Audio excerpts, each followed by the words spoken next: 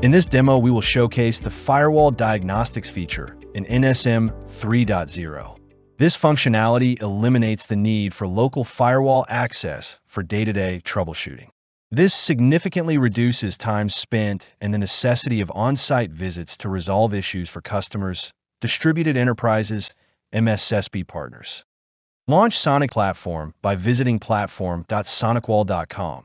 Log in using the My SonicWall credentials and pass the two-factor authentication by clicking Next. We're now logged into SonicWall Platform, SonicWall's unified management console. Click on the Firewalls menu on the left navigation pane for the NSM user interface. Let's navigate to Firewalls under left navigation pane. Click on Inventory. Choose the firewall that you want to troubleshoot. Navigate to New Section Tools and Monitors under Firewall View.